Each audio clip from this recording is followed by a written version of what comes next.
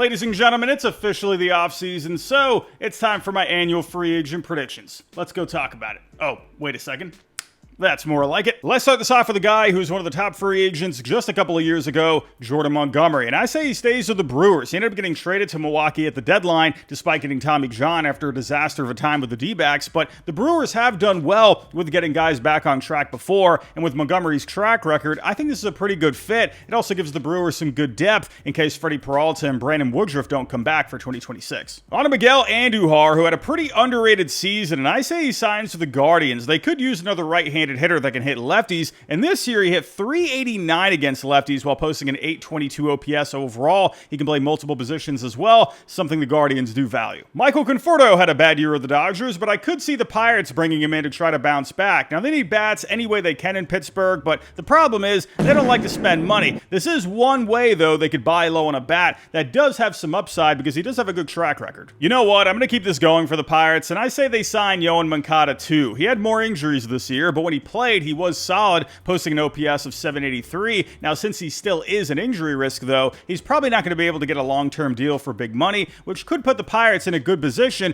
to get him on the cheaper side. On to Rhys Hoskins, who does have a mutual option, but I think that's going to get declined, and I say he signs with the Marlins. They could use more ceiling at first base since the only option they have is lefty Troy Johnston, and since Hoskins is coming off a down year with injuries, I could see the Marlins being able to afford him on a shorter deal. Now, he's shown good power in the past, and the Marlins only ranked 27th in home runs this past year. He's also a solid clubhouse guy, and with a young team there in Miami, I think he'd be a great fit for that. Let's stay in Florida, and I have Cedric Mullins signing with the Rays. Now, a few years ago, Mullins was considered one of the better center fielders in the game, but over the last couple of years, he's only averaged an OPS just over 700, while struggling a lot with the Mets after the trade deadline this year. However, I think the Rays, who usually don't spend a lot of money, could use more production in the outfield, and I think it could be a good spot for him to try to bounce back. Now, their hitting coach, Chad Mahle, has also done well in the past with getting some guys back on track, so I think this is a good fit. The Cubs bullpen could do some reinforcements, and I think Nick Martinez would be a good fit. Over the last several years, he's bounced around between the rotation and the bullpen, but he has been better as a reliever, and one thing he's done well at is limiting hard contact. The Cubs relievers this past year gave up the third highest exit velo in all of Major League Baseball. I could see the Cubs liking his flexibility as well because they've had some injuries in the rotation, so if they needed him to start, he can do that. On to Paul Goldshmidt, and I say he goes back home to the Diamondbacks. Obviously, he was with the Dbacks for most of his career, but when it came to first base production for the Dbacks this year, after they traded Josh Naylor, they ranked dead last. Now, they did bring back Tyler Locklear in the Naylor trade, but he suffered injuries to his shoulder and elbow after a collision at first base. So in the meantime, why not a short deal for Paul Goldschmidt, who is getting towards the end of his career, so maybe he can retire as a D-back. And also, the D-backs were pretty middle of the road when it came to their righties hitting lefties, and he hit .336 against lefties this year.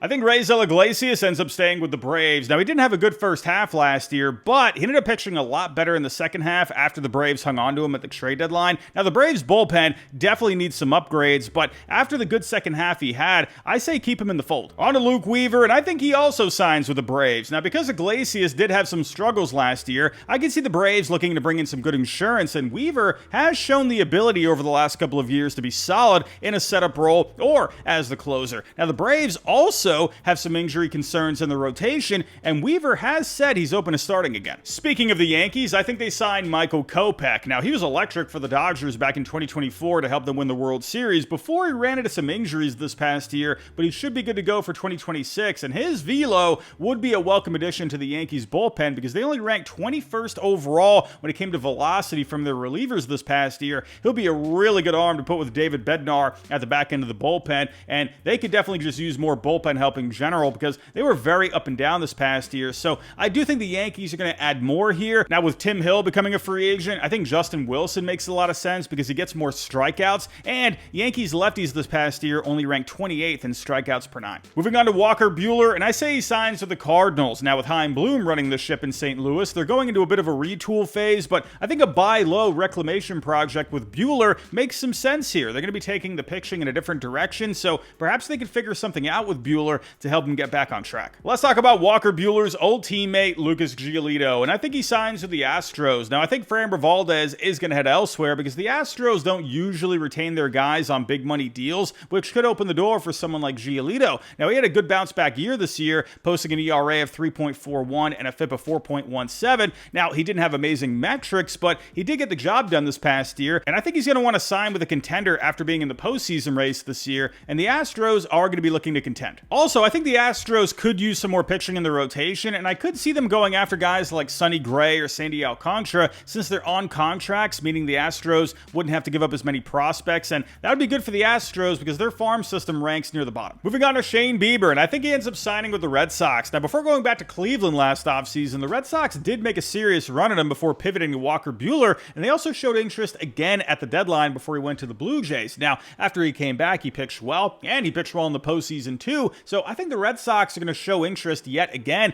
and I think they're going to stay aggressive for him to try and fortify the top of the rotation behind Garrett Crochet.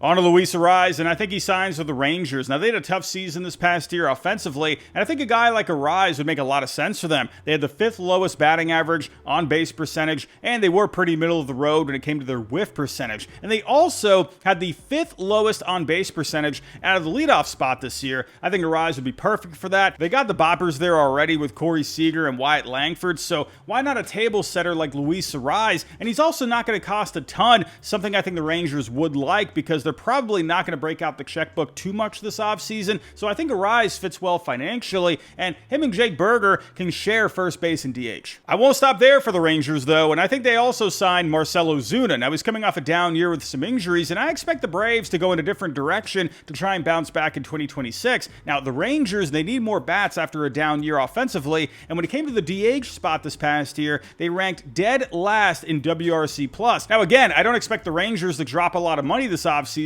but I could see a one-year deal here for Ozuna to try and bounce back, and I think the Rangers would be okay with that. Staying in the AL West, on to Jorge Polanco, who had his best season since 2021, and I think he stays with the Mariners. They clearly figured something out with him this past year, using him more often at DH, and the Mariners need to keep most of that lineup together to try and make another run in 2026. On to Harrison Bader, and I think he stays with the Phillies. He did great for them after the trade deadline, hitting over 300 with an OPS over 800, and they need to improve the outfield defense over Nick Castellanos, so I think him and Brandon Marsh platooning out there makes a lot of sense. For JT Realmuto, I think he also stays with the Phillies. Now, he knows the pitching staff so well, they're still very much in a competitive window, and they don't really have anyone else that's a solid option to replace him. After getting traded to the Royals, Micah Yastrzemski was pretty solid, posting an OPS of 839 over 50 games. Now, the Royals, they've had a hard time when it comes to the offense from their outfield over the last few years, so I don't say they let him go. Now, I do think the Royals are going to have to add more here, but I see them looking towards the trade market. Maybe they can go after someone like Taylor Ward or Joe Adell. On to Ryan O'Hearn, and I say he signs with the Reds. Now, the Reds need more pop in the lineup, and despite his numbers going a bit down in the second half, he still put up an 803 OPS overall. Now, he only had 17 home runs, but a Great American Ballpark, and I could definitely see that going up. And he would also be a good option at first base to go with the righty bat of Spencer Steer.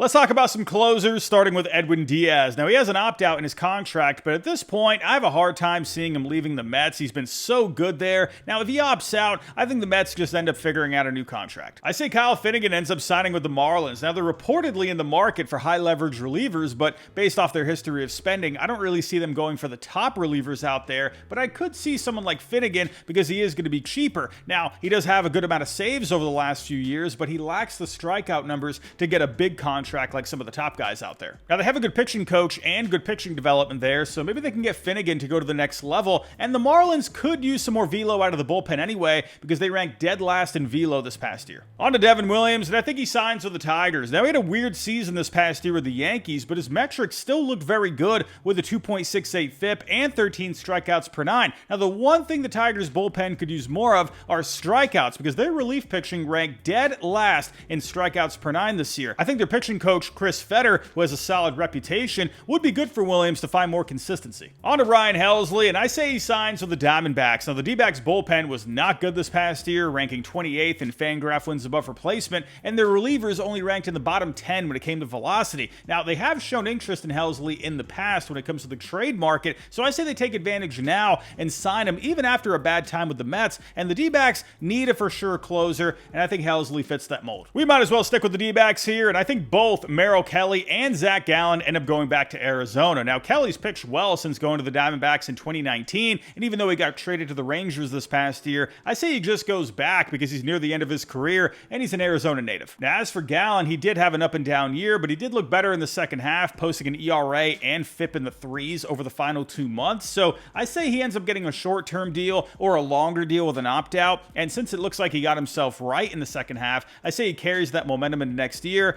pitches well, and then he can go from there.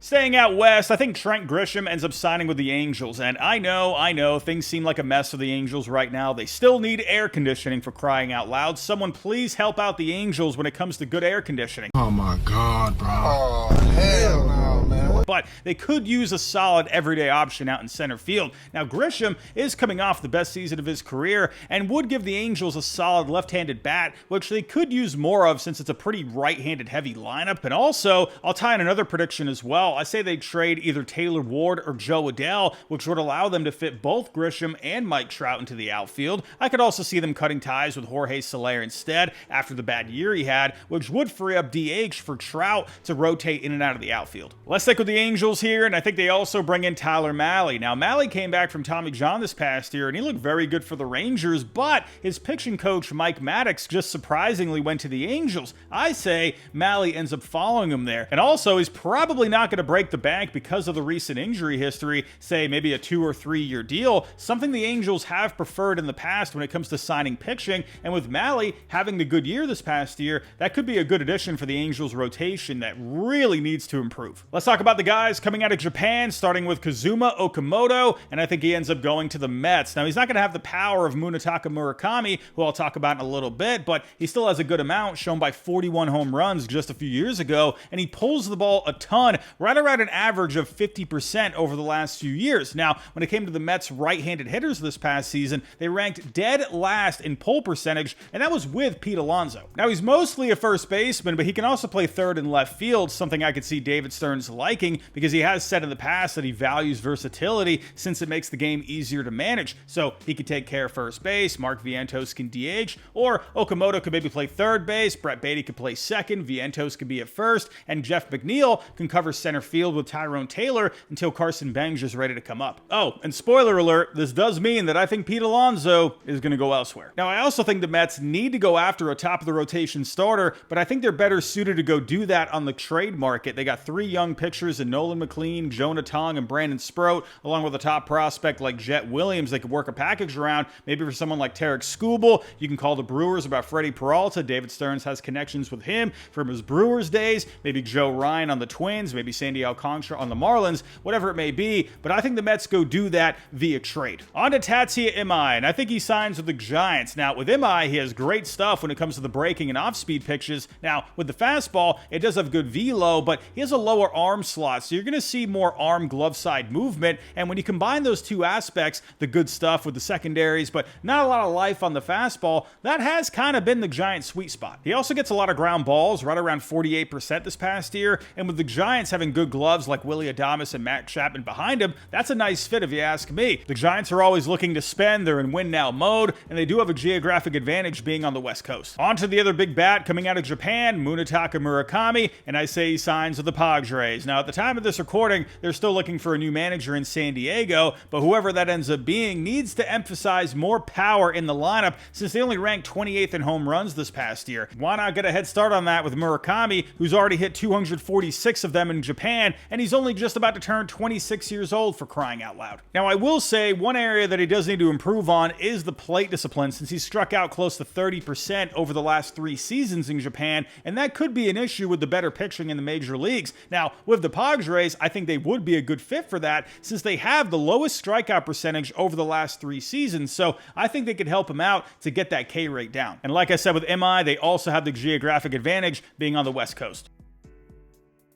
Since we're talking about the Padres, I think Michael King stays put. Now, he was very good for them back in 2024, but this past season he dealt with a couple of injuries, which did lead to a bit of a dip in the numbers. So I say he takes either the qualifying offer or he does a shorter deal with an opt-out to go back out to the market next offseason after he rebuilds his value. Staying out west, I think Josh Naylor ends up staying with the Mariners. Now, after getting traded there from Arizona this past year, he was solid for them, posting an OPS of .831, and he hit great in the postseason. The Mariners haven't spent big in a while, but I think this is the time for them to open up the checkbook. On to Naylor's old teammate, Eugenio Suarez, and I'm going to go with a bold pick here. I say he goes to the Brewers. Now, when it comes to the Brewers, they're not ones to usually spend money, but they clearly need more power in the lineup after they only ranked 22nd in home runs. They made it to the NLCS against the Dodgers, and they got completely outclassed. They need a power bat like Suarez. Now, with Suarez, he just turned 34 years old, so I imagine a 3 or 4 year deal tops can get it done, and I could see the Brewers maybe being more open to that over a long-term deal. Now, as for the fit, I could see Caleb Durbin moving over to second base while Bryce Terang can play shortstop over Joey Ortiz. Now, with Ortiz, he's amazing defensively, but the OPS this year was under 600, so they needed improvement out there in the field. Or if not that, maybe Christian Yelich can play outfield more often, and him and Suarez can share the DH spot. Moving on to Chris Bassett, and I think he stays with the Blue Jays. Now, he's been nothing but reliable since going to Toronto a few years ago. He's eaten a lot of innings, and after coming off a World Series, he might as well just finish his career there while they're still in a competitive window. I also think the Blue Jays would like to keep his innings in the rotation. Sticking with the Blue Jays here, and I think they bring in Gleyber Torres. Spoiler alert, I think Bo Bichette ends up going elsewhere. I'll get to that in a little bit, but because of that, they're gonna need another infielder. So I say Andres Jimenez moves over to shortstop, and then they can bring in a solid bat in Gleyber Torres to play second, who does a great job at getting on base, has a .345 on base